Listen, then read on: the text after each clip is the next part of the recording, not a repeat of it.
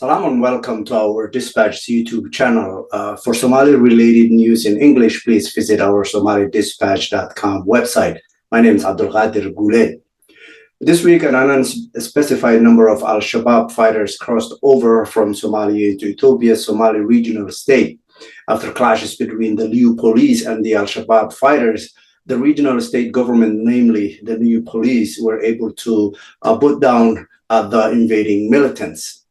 But it wasn't before Al-Shabaab fighters drove deep into the regional state territory and claimed to have killed numerous Liyuu Police soldiers. This brazen Al-Shabaab attack into Ethiopia, a first of its kind, has numerous implications for not only Ethiopia, but for the region. To discuss exactly that, we have contacted Dr. Nuur Hassan. He's a prolific author and an astute Horn of Africa socioeconomic and security analyst. We reached the good doctor in London. Salam and welcome back, Dr. Noor, to Somali Dispatch, and thank you for accepting our invitation today. If you can give us and start us off with your reaction and an assessment of what precipitated the Al-Shabaab incursion into the Somali regional state in Ethiopia would be great. Thanks for having me, Abdul Qadir. Good to be with you again. I think sources close to the ground actually indicate that Al-Shabaab was obviously preparing this incursion for a while, and I think everybody on either side of the border knew this was going on, and there was enough intelligence available. But the timing was quite crucial, and I think timing might have came without the knowledge of anyone. There was an interview given by some of the MPs, elected Somali MPs from Bokol region, who were saying that the telephone communication of the Bokol area were down during when Al-Shabaab crossed the border. But I think it's something that has been in the making, something that the Ethiopian government and the Somali region special force were aware of, but it took by surprise actually in terms of the amount, the volume in which Al-Shabaab crossed the border, because there was sources tells us that they had an army vehicles, they have had hardware, and they were about probably in the region of 400 troops.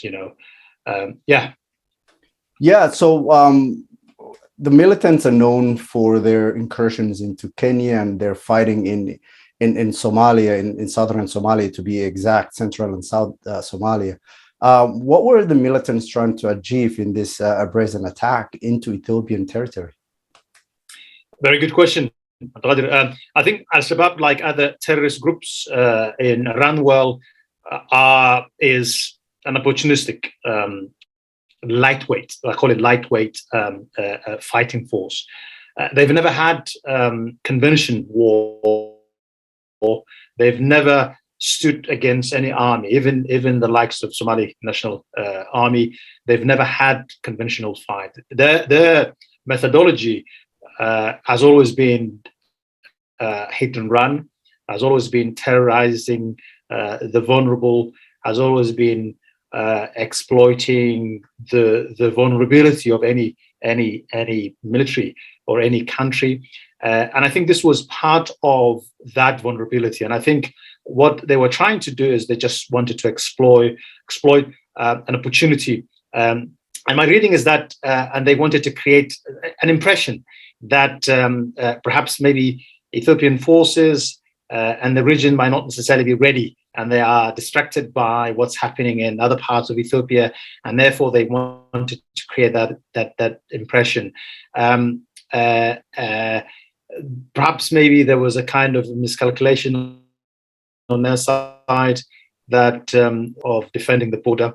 But I think that was the biggest suicide, sort of what we called collective suicide, and I think they've met massive mistakes by underestimating the region's special forces, and also by estimating how much the population are united about against this type of brutality and terrorism. So they are opportunistic. They want to exploit things. Perhaps maybe they want to send some kind of a message that they can gather conventional fighting force, and they can dare cross the border into Ethiopia. But I think it all ended up in tears for them. Right. Few days has been passed, but what followed the attack is still murky. Why do you think Al-Shabaab was able to get into, as far as they did, into the regional territory, the Somali regional territory of Ethiopia? I mean, to be honest with you, I don't read too much of Al-Shabaab crossing the border, or maybe getting deep into the Somali regional territory. I think they did cross, although we're not really clear the picture. We still have not had any clear indication as to what happened, what's happening now. But my reading again is that they have remember the border is very, very long border, and they've crossed, and it's very difficult to man every single inch of the border. So they might have crossed the border initially, but the latest source tells us that those who've crossed the border have been completely eliminated, destroyed by the Somali Regional Special Forces, and anyone, perhaps those who were about to cross the border, are now back in Bokol region. So it wouldn't surprise me if the so-called border crossing was somehow not that deep. Right. Just as you mentioned, the Somali regional state announced, after a few days of fighting between the militants and the Liyuu Police, they crushed the invading militants. But what were the lessons learned in the aftermath, which a lot of analysts like yourselves are mulling over right now? I think there's two lessons. One is a general lesson for everyone in the Horn of Africa, in the region, and one is for the region in particular. I think for the region is the lesson with Al-Qaeda, a very brutal terror group who terrorized and really do a very bad thing in Somalia, is capable of crossing the border, capable of doing now conventional fighting. Therefore, the lesson is the region must be on their guard at all time. It seems to me there's some kind of intelligence lapse on the region's part. I think if there's anything, that is one thing that they really need to be very careful. And I think the lesson is Al-Shabaab is still a threat. They're able to cross. If they can mass 400 troops, military hardware, and dare cross the border and fight the special forces, the Somali Regional Special Forces in Ethiopia, then that shows that they really are daring now and doing more than they used to do. I mean, as I mentioned earlier on, they used to be hit and run. Their engagement, they've never even faced an army as weak as the Somali National Army. They couldn't do that. But now they are contesting now, and they want to send the message that they are capable of doing all these things with the military hardwares and stuff. So the lesson is really to be aware that the threat's there, to be aware that the intelligence has to be really there at all time. Okay, and the second one, and the regional, is actually now perhaps Al-Shabaab is changing the methodology in which they used to engage in their terrorist act, in their terrorism act, because what's happening now is they're now gathering a force, they're now gathering military hardware, and they're now crossing between two borders. So that shows actually that it was Kenya before, but now it's Ethiopia. So the implication is that now that there's a threat, Somalia is unable to maintain or really neutralize Al-Shabaab. They control a swathe of territories in Somalia, and now they are wholesale exporting the terror to Ethiopia. So the picture is, the lesson is high intelligence, up-to-date intelligence, guiding the border, and then making sure that they're aware of the threat of Al-Shabaab is still there. Right. Finally, as we all know, Al-Shabaab thrives in grievances, as we've talked about this before with you, in fact. What opportunities are there for Al-Shabaab to exploit within the regional state of Somali regional state of Ethiopia, killing five, as it is previously called, and to the larger, broader picture in Ethiopia, which we know is currently mired in and out within infighting. What opportunities exist for Al-Shabaab, and how could that be perhaps addressed to avoid further incursions? I think Al-Shabaab had no opportunity. I think Al-Shabaab had no sympathy, actually. Even if you look at Ethiopia, it's in Somalia. In reality, they have no sympathy. In fact, Al-Shabaab always gain authority through brutality, through a brute force, through intimidation, through terror. And I don't think there will be an iota of sympathy in Ethiopia for their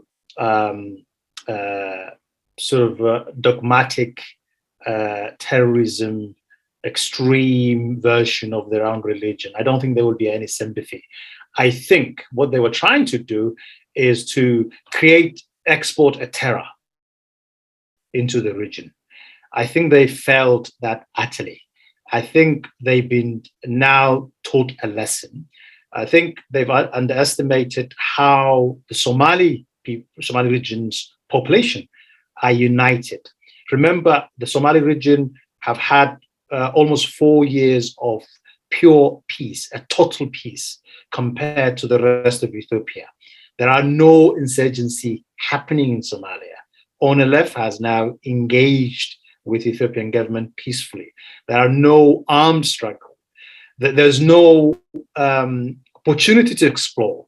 And to be honest with you, Al-Shabaab and any extreme Islamist, jihadist, if you call it, groups have never had any sympathy anyway. People have never sympathized in that way because there's nothing to explore. If this was anti-colonial ideas, then perhaps people would have listened. But that page has been completely closed. Any group that can aspire people's aspiration to become free or independent, it's got to be people like ONLF. And ONLF is now peaceful, and they are engaged with the government. So Al-Shabaab never had any friends. They've never had any sympathy. I don't think there will be anyone who sympathizes. And if you look at the people now in the region, from young to old, everyone is united against this terrorist group, and no one wants them to come for them to cross the border. So I think it strengthens. I think one thing I said in my Facebook page the other day was that the plus side for the region is really that people are now united. Even politicians, the political elites are now united behind the Somali Regional Authority to once and for all crush this terrorist and teach them a lesson, so that they will never try again to cross the border. Any credence to the rumors that there are elements in the Oromia region, which we know is currently experiencing some turbulence and violence there, that the militants, the Al-Shabaab militants, actually wanted to link up with those fighters? Any credible sources that you might be getting on that, or is there anything? I've heard that rumors. I think is a rumor. I think it's a rumor that is too expensive to buy. I think if you look at the Oromo cause has always been political cause. has never been a religious cause. There's no religious courses in Ethiopia. People never fought. I mean, we're yet to see any religiously motivated holy war, so-called jihadis. I mean, this is not holy war. This is evil's war. This is terrorism. It's nothing to do with Islam. Yeah, as we all know.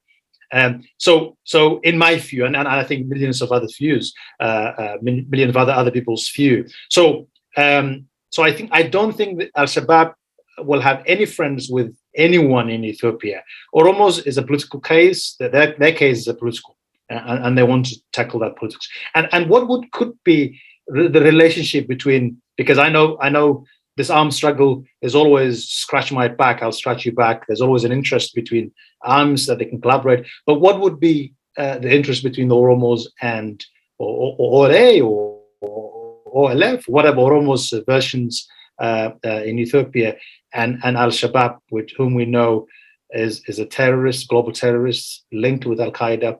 I don't think nobody will go in bed with Al-Shabaab. So I don't really buy that rumors, to be honest with you. Dr. Nuur Hassan, I can't thank you enough for your time today and your explanations into this bizarre event in the Horn of Africa, a brazen and a new of its kind, at least. Appreciate your time tonight, and hopefully we can talk in the near future about other topics. And I look forward to that. Thank you so much, and I'm sure our audiences and viewers would leave us some comments, and hopefully will follow us and listen to our discussions on other topics. Thank you so much tonight. Thank you very much. Thank you for having me again. Thank you, Albert.